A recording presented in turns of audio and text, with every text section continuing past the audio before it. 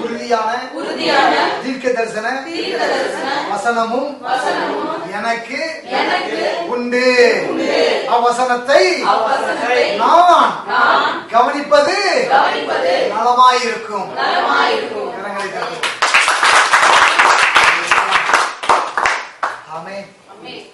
அதிக உறுதியான தீர்க்க தரிசன வசனம் எனக்கு உங்களுக்கும் உண்டு. நீங்க எனக்கு பெரிய பெரிய ஆட்கள்லாம் எனக்கு ஜாம்பவான்கள்லாம் எனக்கு நண்பரா இல்லையே, அவர்களோடு கூட எனக்கு ஒரு தொடர்பு இல்லையே, எனக்கு நான் வாழ்க்கையில வெற்றி பெறுவதற்கு எனக்கு ஒரு நல்ல ஒரு பெரிய பெரியதான படிப்பு இல்லையே, அப்படியெல்லாம் நீங்க நினைச்சு கவலைப்படாதீங்க. அதிக உறுதியான தீர்க்க தரிசன வசனம் உங்களுக்கு இருக்கு. அல்லேலூயா. இந்த வசனத்தை நீங்க கவனிங்க. நம்மை காட்டிலும் நெடியவர்களாக இருக்கிறார்கள் என்று சொல்லி அவர்களை கவனிக்காதீர்கள். நம்மை காட்டிலும் அந்த அவர்கள் பலவான்களாக இருக்கிறார்கள் என்று சொல்லி நீங்கள் பயப்படாதீர்கள். நீங்கள் அந்த பட்டணம் எல்லாம் அரணிப்பான பட்டணங்கள் என்று சொல்லி நீங்கள் அலற வேண்டாம். நீங்கள் கவனிப்பது என்ன தெரியுமா? அனுப்புகிறது நான் அல்லவா என்று சொன்ன அந்த வார்த்தையை நீங்கள் கவனிப்பது நாம பார்த்து சொல்றாரு, பாலும் தேவனுடைய காணான் தேசத்தை தருவேன் என்று சொல்லி இஸ்ரவேல் ஜனங்களுக்கு அவர் சொல்லுகிறார். ஆக நீங்க அதை நீங்கள் கவனிங்க, வசனத்தை கவனியுங்கள். அதுதான் நமக்கு தீர்க்க தரிசனமாக இருக்கிறது. ஆமென். இப்படி இருக்கும்போது நீங்க ஏன் வருத்தப்படணும்? ஏன் கவலைப்படணும்? உங்க வாழ்க்கையில ஏன் நீங்க சோர்ந்து போகணும்? ஐயா, 4 பக்கமும் பிரச்சனை என்ன தாக்குது ஐயா, 4 2 8 பக்கமும் தாக்கட்டுமே. அதிக உறுதியான தீர்க்க தரிசன வசனம் நமக்கு உண்டு. அல்லேலூயா. அந்த வசனம் என்ன சொல்லுது? உன் பக்கத்தில் 1000 பேரும் வலதுபுறத்தில் 10000 பேர் விழுந்தாலும் தீமை உன்னை அணுகாது. அதிக உறுதியான தீர்க்க தரிசன வசனம் உண்டு. அல்லேலூயா. 4 பக்கமும் இருக்குது. வெறும் கண்களால் மாத்திரம் நீ அதை பார்த்து துன்மார்க்கருக்கு வரும் பலனை காண்பாய். அல்லேலூயா. அதிக உறுதியான தீர்க்க தரிசன வசனம் உனக்கு உண்டு. ஆமென். கவனிக்கிறீங்களா? அப்போ விசுவாசங்கிறதுனா ஏதோ அந்த விசுவாசத்தை குறித்து நீங்க அதை ஒரு பெரிய ஒரு தொல்பொருள் ஆராய்ச்சி மாதிரி அது என்னமோ ஏதோ அது எங்க போய் நான் அதை நான் எப்படி நான் அதை பெற்றுக்கொள்வது, எங்க இருக்கும் அது அப்படின்னு சொல்லி நீங்க என்ன செய்ய வேண்டாம், ஒரு மாதிரி குழம்பி போயிருக்க வேண்டாம். இந்த வசனம் உங்களுக்குள்ள போச்சுன்னா விசுவாசம் உங்களுக்குள்ள இருந்து வெளிவரும். இல்லையா? கவனிக்கிறீங்களா?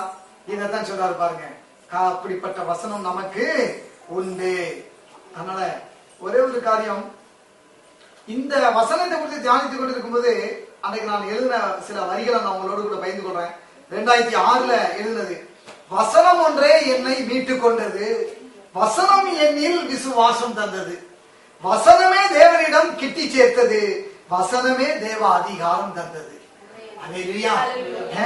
சொல்லிட்டு, உம்முடைய வசனம் வானங்களில் என்றென்றைக்கும் அது நிலைத்து நிற்கும், வானமும் பூமியும் ஒளிந்து போகும், உம் வசனம் என்றும் ஒழிவதில்லை.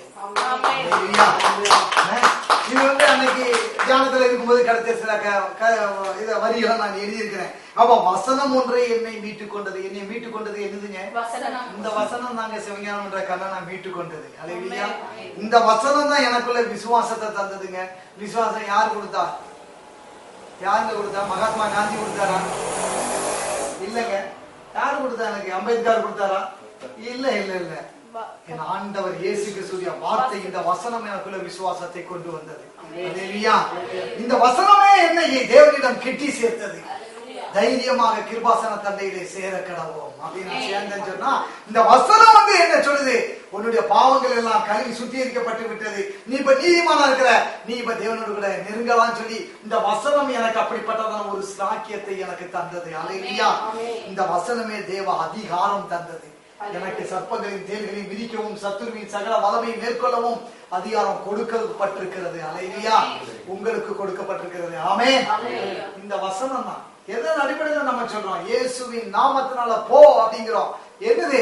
அந்த அதிகாரம் நமக்கு கொடுக்கப்பட்டிருக்கிறது. ஆமென். அதுதான் நீங்க கவனிக்கிறீங்களா இல்லையா? எனவே வசனம்ங்கிறத வேதம் எதுக்கு ஒப்பிடுகிறது சொன்னால் ஒரு விதைக்கு ஒப்பிடுகிறது. அதான் சொல்லுகிறான். மார்க் 4 எழுதப்பட்டிருக்கு, விதைக்கிறவன் விதைக்க புறப்பட்டான், அவன் போய் விதைச்சிட்டு போறான். எதை விதைக்கிறான்?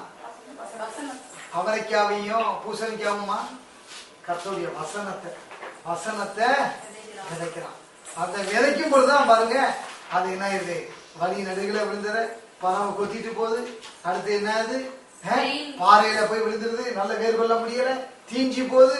அடுத்து மூன்றாவது ரகம் என்ன சொல்லுது, அது உள்ளுக்குள்ள விழுந்து முளைச்சு வரும்போது முள்ளுக்குள்ள விழுந்தனால நெருக்குது. உலக கவலையும் ஐஸ்வர்யமும் மயக்கமும் சிற்றின்பமும் நெருக்கும் பொழுது அந்த விதை வாசம் என்ன செய்ய முடியல, அது பலன் கொடுக்க முடியல. கடைசியில நல்ல நிலத்துல விழுந்ததான விதை என்ன பண்ணுது, ஒரு 30, 60, 100 மாதம் வளர்ந்திருக்கிறது. இந்த வசனம் அவ்வளவு பெரிய ஒரு காரியமா இருக்கு. கவனிக்கிறீங்களா? இந்த வசனத்தை தான் விதைக்கு ஒப்பா சொல்லப்பட்டிருக்கு. இன்னைக்கு ஒவ்வொரு வசனமும் ஒவ்வொரு விதையை போல உங்களுக்குள்ள சுகத்துக்குன்னு சொல்லிட்டு ஒரு விதை விழுதா, ஒரு வசனம் அது சுகத்தை கொண்டு வரும். நீங்க இன்னைக்கு வசனத்தை உங்க இருதயமாக இந்த நல்ல நிலத்துல அது விழுந்து அது என்ன செய்யணும், முளைத்து 100ஆக வளர்ந்தர நீங்கள் என்ன செய்யணும், விட்டு கொடுக்க வேண்டும். அல்லேலூயா. சில பேர் என்ன பண்றாங்க, உலக கவலை இருக்கலாம் வந்த உடனே என்ன நேற்று பிரச்சனையா இருக்கு சொன்னாங்க இல்லையா, 4 பக்கமும் எனக்கு பிரச்சனை வருது அப்படின்னு சொல்லிட்டு என்ன பண்ணிடுறாங்க, இயேசுவை விட்டுட்டு போயிடுறாங்க. 4 பக்கம் இல்ல 8 பக்கம் பிரச்சனை இருந்தாலும் அழைத்தவர் உண்மை உள்ளவர், மரண பரியந்தம் என்னை அவர் நடத்துவார், கைவிட மாட்டார்கள், நில்லுங்க 100 மடங்கு பலனை காண்பீர்கள். எல்லாம் கவனிக்கிறீங்களா?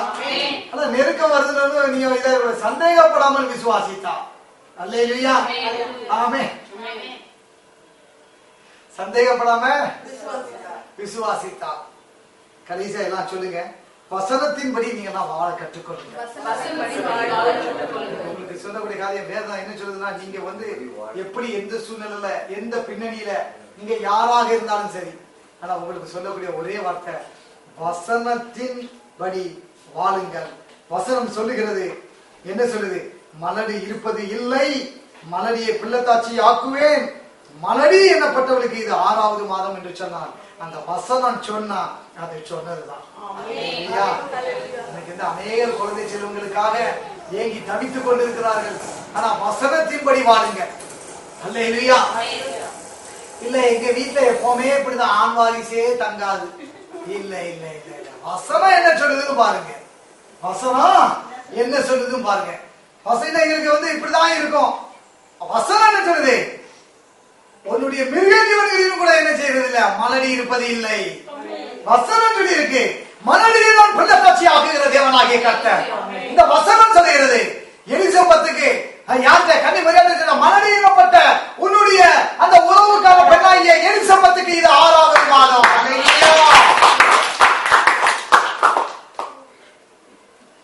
ஆமென். அல்லேலூயா.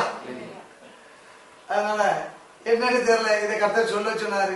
இந்த செய்தியை கேட்டுட்டு இருக்கிறதுல யாரோ சில பேர் இப்படிப்பட்டதான ஒரு இதுல எனக்கு குழந்தை பிறக்காதோ, எனக்கு கர்ப்பம் அடைக்கப்பட்டு விடுமோ இப்படின்னு அங்கலாய்த்து கொண்டு அவங்க இருக்கிறாங்க. கர்த்தர் சொல்றாரு, இல்ல இல்ல, கர்த்தர் நிச்சயமாக என்ன செய்வார், அங்கே கர்ப்பத்தின் கனியை ஆசீர்வதிப்பார். எனவே பிரியமானவர்களே, நீங்களும் நானும் இன்றைக்கு சந்தேகம் இல்லாமல் விசுவாசிக்க வேண்டும். ஆமென். அப்படி விசுவாசித்து நாம சொல்லும் பொழுது என்ன நடக்கும் சொன்னா, அதுல நிச்சயமாவே அங்கே பலன் உண்டு. நாம் சொன்னபடி அங்கே நடக்கும். அல்லேலூயா. எல்லாம் நன்றாக கவனித்தீர்களா? நீ விசுவாசம் என்ன என்பதை ஆவியானவர் கற்றுக் கொடுத்தாரா? எத்தனை பேர் சொல்றீங்க ஆவியானவர் பேசினாரு? அல்லேலூயா. கர்த்தர் உங்களை நிறவாய் ஆசீர்வதிப்பாராக. ஆமென். பிந்தினோர் முந்தினோராய் வருகிறார். அவ்வளவுதான். ஆமென். ஓகே. தேவனுக்கு மகிமை, தேவனுக்கு மகிமை. God bless you all. Praise the Lord.